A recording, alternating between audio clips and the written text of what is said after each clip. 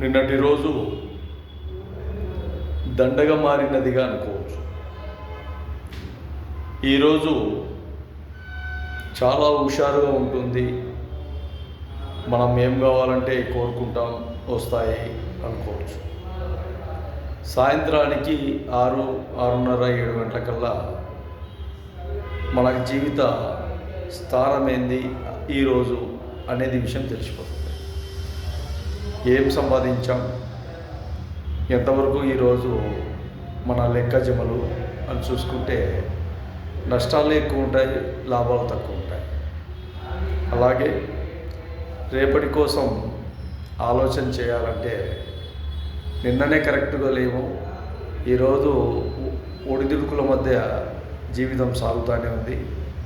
రేపటికి ఈరోజు బతుకుతామో, నైటు ఉంటామో లేదో, చేస్తామో చెప్పలేము. రాత్రికి ఏం జరుగుతుందో, రేపటి గురించి ఆలోచన చేసి మెదడు రకరకాలుగా ఇబ్బందులు గురి చేసేదానికంటే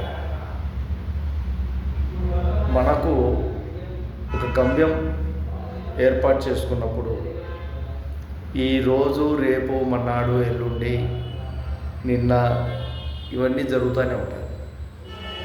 వీటికి అనేకమైన కారణాలు ఉంటాయి. ఈ కారణాలతో జీవితం శతమతం చేసుకోకుండా మనం చేసే పని క్రమశిక్షణగా ఉందా లేదా అనేది ఆలోచన చేయండి చాలు.